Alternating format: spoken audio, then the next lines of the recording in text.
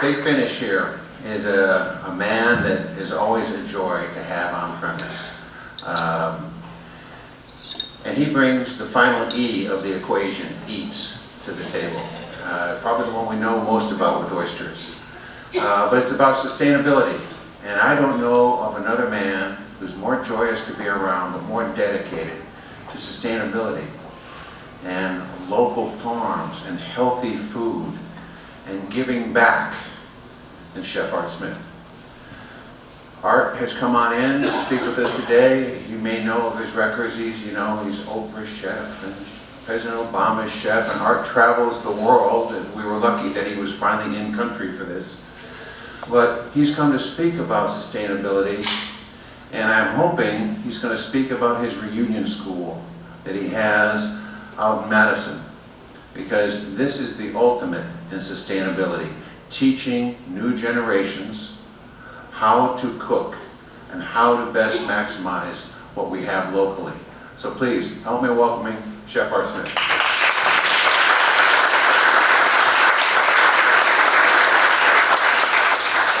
It's so great to be back. I'm sitting here, I'm thinking about all the wonderful times I had here. I worked at a little pastry shop right across the street, a little cafe called Chez Pierre. And there was a little Frenchman named Pierre that was small in stature, but big in personality. And he was always telling me I was so slow, I was never going to make any money. But I love him for that. And I was struggling with FSU, and he told me about a club opening across the street. And that's cool. And I had excelled in the art part, and I did a little stint at the Greenbrier. But anyway, there was this wonderful chef who came from the Bahamas. He had come from the Bahamas because he was Howard Hughes' chef and had a lot of other great things. But what I was really fascinated about is probably, I don't know if the club knows this, he was Jacques Cousteau's chef aboard the Calypso. Well, in that era, and for me growing up, there was nothing better than a Jacques Cousteau special, right? And what a great oceanographer, and also an adventurous, and also a person that believed in sustainability. And it was Albert who said, you might be slow, but you're good at this, and which led me down the road to work for the governors, and here I am. But all it takes is inspiration. I'm not a scientist, I'm not a lobbyist, I'm not a politician, none of that. I'm a chef, but I want to tell you something. You feed them, they come. You keep feeding them, they stay. If you just keep feeding them, you get what you want. I remember at a table right there was a man named Wayne Davis. I remember feeding him. Mr. Davis believed that Jacksonville should have Mayo Clinic. Guess what? We got Mayo Clinic. All it takes is for a person to care enough, and for enough people behind them to care with them. And for me, I've always loved oysters. My father worked at Florida Power and Light. He was a farmer, tobacco farmer. We're 6 or 7 generations, I don't know, we're something like that. All I know, we're all related. I think in Jasper. Every day, so, I'm your cousin. And my mother, God bless her, was from Callahan, and her father was an engineer for the airlines, which took him down to Opelika. If y'all remember Opelika Airport, I just remember the Goodyear blimps. But they were wonderful people, and Mom was an assistant tax collector. But they taught me to love oysters.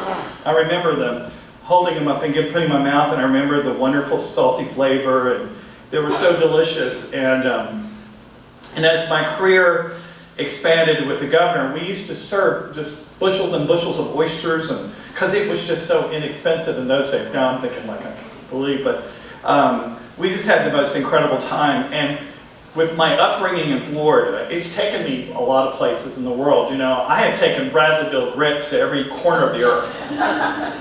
I'm telling you, they should have an Art Smith plaque at that store. And in fact, one of the children of the Bradleyville store actually works for me down at Disney. Wherever you go, whatever you do, you take a little bit back with you. Part of life is sharing experiences. And through those experiences, you enrich other people's experiences. A great storyteller, as we know how to do in the South, whether it's true or not. You can always kind of entertain people with that. And I have found that through food and great storytelling, it's taken me to places where I do believe that, I do believe in how things happen. The universe puts these in front of us. Thank you, Oprah. I remember, do you remember this? We were invited to Nova Scotia, to Moncton, to the Seafood Festival. And we went to an event, and one of the Kennedys was there. And you remember eating farm-raised Boulogne oysters, remember those? And I thought it was quite interesting. I said, oh, like the French one? Said, yes, because they can't grow them in France anymore. And now that Canada is growing Boulogne oysters. So, you don't think about things like that until they're gone. And thanks for places like Nova Scotia and those parts of the world which are not as populated, we're able to have incredible fresh seafood. I've been on the fjords of Norway and cooked salmon with the Sami and saw how they raised the salmon in the fjords, and I was quite impressed with that and the flavor and everything. It's true and very important that technology used in great ways will sustain us for the future. But most importantly, what sustains us are the people. It's by inspiring, incubating people to do that. And one of the great things that we've tried really hard to do is to create programs. Hey, Sis and I have worked tirelessly. 15 years ago, we thought, you know what? We need little kids to learn how to cook at a young age. So we did. And we started with 15 kids, and how many do we have now? 250,000? And we're in 6 states, 7 states. It's called Common Threads. And in Miami, we teach hundreds and thousands of children in schools and stuff. And it's just a simple idea. Just teach a kid to cook, and they learn many, many lessons. We moved back to Florida because this is where I'm from. This is what I believe, and this is what I love. I came back to my county. I live in Jasper. You know where that is? Yes. It's not the same town that I remember. But the town that I remember sustained itself on agriculture, predominantly tobacco. And I still remember the days of smelling the tobacco and everything. But what I saw is how each industry that had come to that community had made its imprint, but yet left. And due to that, had a profound effect on the community and the fact that it ceased to be a community. So through that, I thought it was important that how can we sustain, how can we inspire? We've talked about oysters, but to get people to care about oysters, you got to teach people about oysters. Okay? You can sit and go on and on about saving the oysters, but unless people believe it, it don't work. I'm always amazed at people that don't like them. I'm like, have you ever tried a bake? It's so important that we teach, we educate. I went to an amazing place. Any of you have ever been to Serenity Farm? Beautiful, right? And its whole vision is a sustainable community, right? And I went to this beautiful place where I went and taught, and they have all kinds of state-of-the-art systems and way they built. It's absolutely beautiful. If you're ever near Atlanta Airport, it's just there. And you won't even know the airport's there. But it's a beautiful place that a family believed in a sustainable farm community. And it was there that I met a Canadian who I sat in the hot tub with a group of others, smoking cigars. I think there was some bourbon. And I was saying, how do we create change in community? How do we create this reunion, as we call it? And that Canadian was Peter Stein, who I later coaxed from Vancouver to come all the way down and to help run this program. And the idea was, to me, what it means, reunion, is to sustain ourselves is one thing, but we have to sustain our people, our communities, and through that we sustain everything around us. We have to seek out industry. Florida's greatest asset is its land, and of course its people. And through that, it's amazing how the beauty that surrounds us. I live very near the Suwannee and the Withlacoochee, and Georgia has a profound effect on our water. It's something that we need to pay really close attention to, because our rivers come from Georgia, and then of course they flow through Florida. So anyway, by educating our communities through programs like Reunion, Reunion has done a lot of great things, and we've been growing it, and it's truly, 40,000 people have been reached in the past, 4 years, Peter?